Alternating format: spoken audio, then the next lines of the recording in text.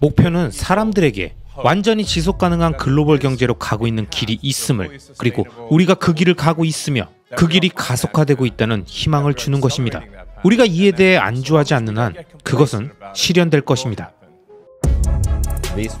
테슬라 버블의 끝이 드디어 시작된 겁니다. 전 테슬라가 파산할 수 있다고 봅니다.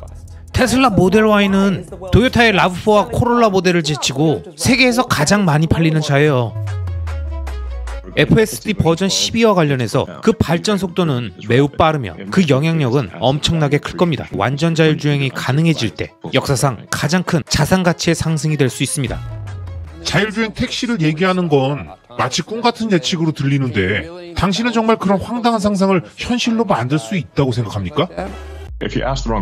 중요한 것은 잘못된 질문을 하면 올바른 답을 얻을 수 없다는 겁니다.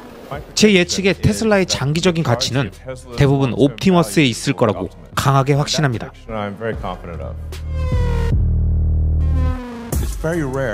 전문가들이 불가능하다고 했던 제품이 세상에 나오는 경우는 드뭅니다.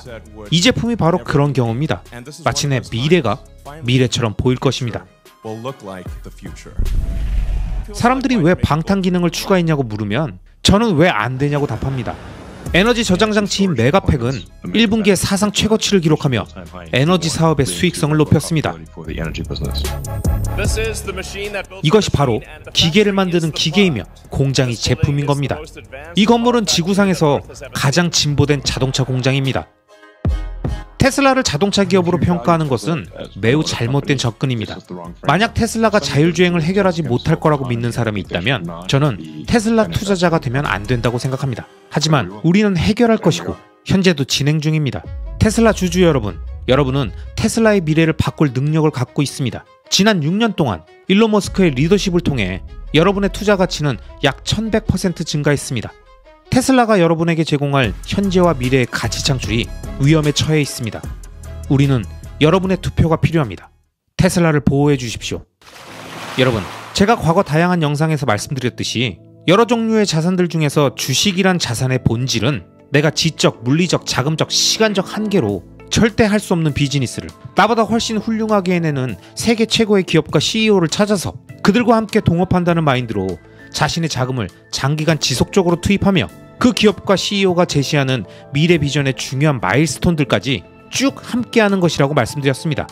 그리고 그런 의미에서 테슬라에 투자하는 장기 투자자라면 지금 이 순간에도 테슬라가 그리는 미래 로드맵을 완성시키기 위해서 자신의 시간을 갈아 넣는 일론 머스크라는 0.01%의 CEO가 강력한 리더십을 갖고 흔들림 없이 기업을 운영하며 과거에 보여줬던 말도 안 되는 폭발적인 성장을 앞으로도 계속 지속할 수 있도록 어려운 시기에 힘을 실어줘야 합니다. 그런 의미에서 다가오는 6월 13일 테슬라 주주총회에서 일론 머스크와 경영진이 원하는 안건이 무산되지 않고 통과될 수 있도록 우리 모두가 힘을 실어줘야 합니다. 어떻게? 각자 본인이 사용 중인 증권사에 전화해서 자신의 의결권 행사를 요청하시기 바랍니다. 참고로 주총 안건에 대한 테슬라 경영진의 권고사항은 총 12개의 안건 중 1번에서 5번 안건에는 찬성을, 6번에서 12번 안건에는 반대를 요청하고 있습니다. 테슬라의 진정한 장기 투자자라면 우리들의 소중한 주주 권리를 행사하자고요. 2019년 4월 일론 머스크가 투자자들에게 자율주행 시스템을 기반으로 한 로보택시 서비스를 2020년 런칭을 목표로 준비하고 있다고 발표하자 많은 언론과 투자자들이 관심을 가졌지만 4년이 지난 지금까지도 로보택시는커녕 자율주행도 아직 완성되지 않았습니다. 이런 일론의 언행을 보며 수많은 언론과 비평가들이 일론 타임이다, 사기꾼이다라며 놀리고 비아냥댔지만 그런 그 순간에도 2014년부터 테슬라에 투자한 성장주 장기 투자의 현인인 론바론 같은 사람들은 어떤 생각을 하고 있었을까요?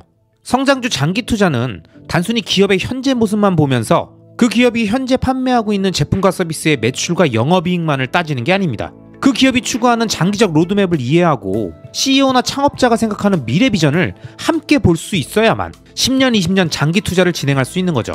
2016년부터 애플에 투자해서 현재 자신의 회사인 버크셔 해서웨이의 보유 주식의 절반을 애플로 담고 있는 워렌 버핏이나 2014년부터 테슬라에 투자해서 현재 자신의 투자회사에서 운영하는 가장 큰 펀드인 바론 파트너스 펀드의 41%를 테슬라로 담고 있는 론바론 같은 사람은 단순히 현재의 기업 자체가 아니라 그 기업이 진화해 나갈 미래의 모습을 선명하게 그리며 투자를 진행하는 겁니다.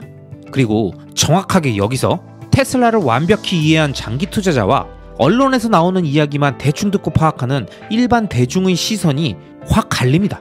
일반 대중들은 아직도 테슬라를 전기차 기업이라고 생각하고 수많은 자동차 회사들 중에 전기차를 조금 빨리 만들어서 조금 더 많이 팔고 있을 뿐인 그런 조금 새로운 회사? 아님 그 선점의 이점마저도 이제 얼마 남지 않은 기업 정도로 생각하면서 이런 이야기들을 하죠.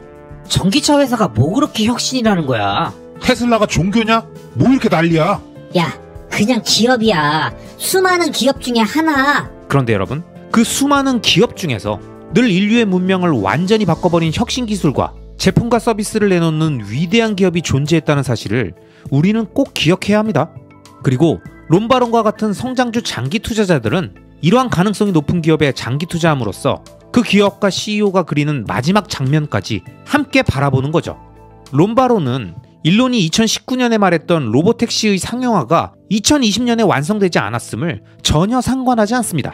그에게 그 단기적 시점보다 더 중요한 건 로보택시로 가기 위해 꼭 필요한 완전 자율주행 FSD 기술의 진화 유무이며 점점 완성되어가는 FSD를 보며 그는 최근 언론과의 인터뷰에서 이렇게 얘기했죠. 테슬라는 단순히 자동차나 배터리 회사가 아니며 궁극적으로 테슬라는 50년 된 자동차 회사들에게 부품과 컴퓨팅을 제공하며 더 많은 수익을 낼 거다. 결국 모든 차량은 테슬라의 FSD를 사용할 테니 그 누구도 테슬라의 경쟁 상대가 아니다.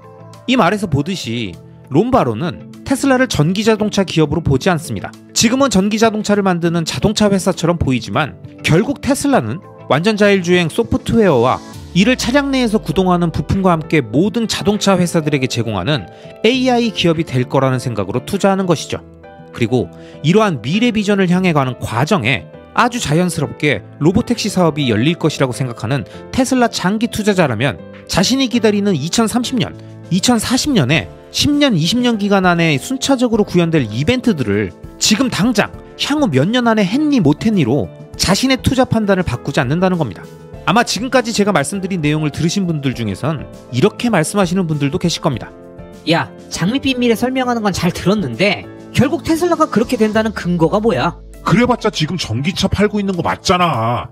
뭘 자꾸 그럴싸하게 포장해. 그냥 전기차 회사 아냐. 그런데 여러분, 일론 머스크와 함께 페이팔을 창업했던 피터 틸은 그에 저어서 제로투원에서 영속성을 갖는 위대한 기업으로 나아가기 위해선 모방과 경쟁을 통해 이미 모두가 알고 있는 1에서 n이 되는 일을 하는 대신 기존에 보지 못했던 새로운 것을 창조해서 0에서 1을 만들며 미래 시장을 독점해야 한다고 했죠. 이게 바로 모든 스타트업 창업자들에게 피터 틸이 던지는 메시지이자 장기적 우상향 구조의 자산을 발견해서 오랫동안 투자하려는 장기 투자자들이 기업에 투자할 때 꼭 생각해야 하는 부분입니다. 내가 투자하는 기업은 경쟁이 아니라 독점을 하고 있는가? 창조적인 독점 기업을 만들고 있는가? 지금 하고 있는 행위들은 어떤 미래 시장의 독점을 위한 것들인가? 이 질문들을 통해서 성장주 장기 투자의 목표를 단순히 가격이나 기간이 아니라 그 기업의 로드맵상 어떤 목표까지 함께 할 것인가를 판단하는 거죠. 난 10배 오르면 판다. 난 2030년까지만 투자할 거다. 이런 가격과 기간이 매도의 기준, 자신의 그 기업에 대한 장기 투자를 종결짓는 기준이 아니라 그 기업의 장기적인 로드맵의 몇 번째 단계, 그들이 말하는 어떤 미래의 구현까지 함께하고 그 이후에 새로운 투자를 이동할지를 결정하는 거예요. 성장주 투자를 이런 관점에서 바라본다면 장기 투자자들에게 중요한 건 그 기업이 어떤 미래 비전을 갖고 현재의 비즈니스를 시작해서 돈을 벌고 궁극적으로 어디로 가려고 하는가와 같은 장기 로드맵을 이해하고 있는 겁니다.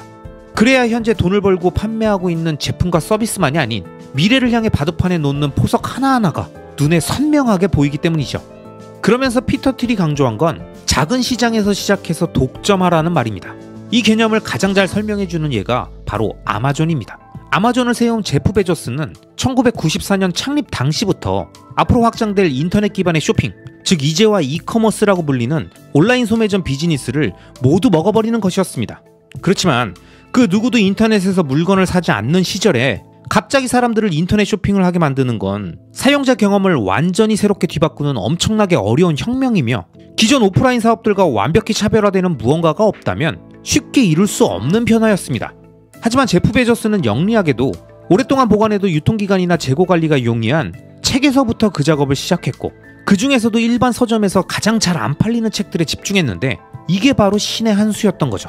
그 이유는 가장 잘 안 팔리는 일부 서적은 소매점 입장에서는 이익이 안 나기 때문에 재고로 쌓아두기를 꺼렸지만 이제 막 인터넷을 통해 책을 구매하게 만들어야 하는 아마존의 입장에서는 이런 마이너한 책들을 보유하는 건 그런 책들을 찾는 가장 열정적인 고객들을 끌어들일 수 있는 상품이었던 겁니다. 즉, 서점에서 멀리 살거나 평범하지 않는 책을 찾는 사람들에게 아마존은 구세주와 같은 대안이 된 겁니다. 그렇게 온라인 소매점이라는 영역에서 책이라는 하나의 아이템, 그 중에서도 가장 잘 안 팔리는 희귀한 서적들부터 독점하기 시작했던 아마존은 결국 CD, 비디오, 소프트웨어 등으로 영역을 확장하고 점점 몸집을 불려서 현재 세계 최대 전자상거래 기업이자 전세계 클라우드 서비스 시장 1위인 AWS까지 보유한 기업이 되었습니다. 만약 아마존의 이러한 경영 전략을 알고 있는 동업자와 재무적 투자자, 성장주 투자자들에게 제프 베조스는 왜 책이나 팔고 있는 거야?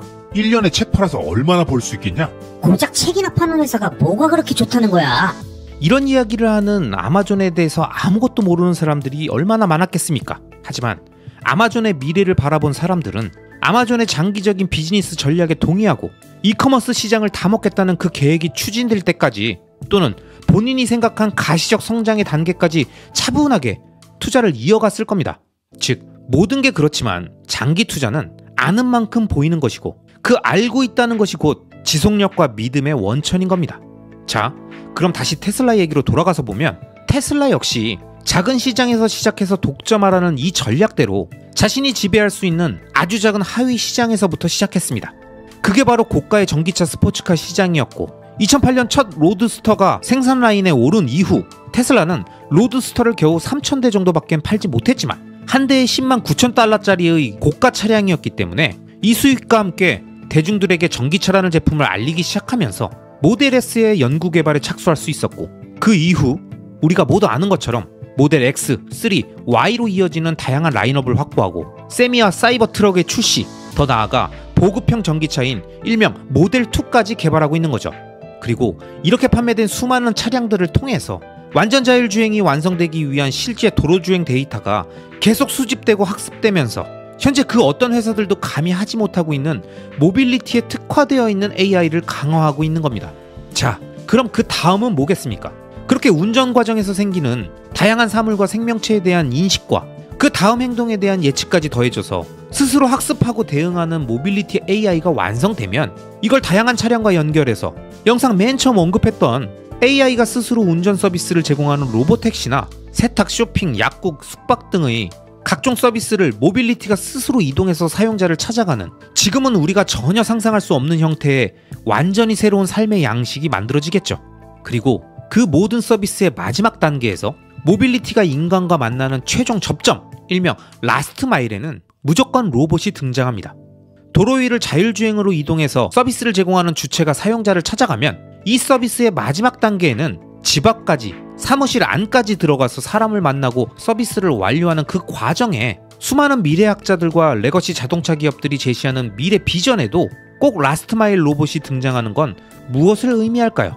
그리고 테슬라가 현재 개발 중인 인간형 로봇인 옵티머스가 FSD와 동일한 AI를 탑재해서 다양한 인간의 행동들을 연습하고 있는 지금의 상황이 모두 우연이라고 생각하십니까?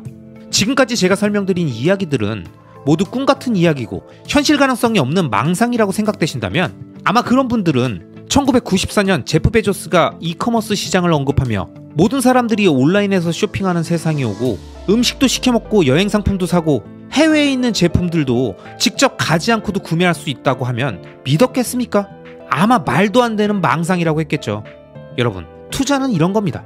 장기적 우상향 구조의 자산에 투자하는 것은 현재가 아닌 보이지 않는 미래를 상상하는 것이고 그 미래의 가능성을 현재 일어나고 있는 기술의 발전과 진화 그리고 그걸 이용해서 돈을 벌면서 자신들이 그리는 미래의 비전과 로드맵을 제시하는 기업들 중에서 가장 가능성이 높은 기업의 행보에 집중해서 그들이 그리는 큰 그림을 따라가며 그 장기적 추세에 투자하는 게 바로 성장주 장기 투자인 겁니다.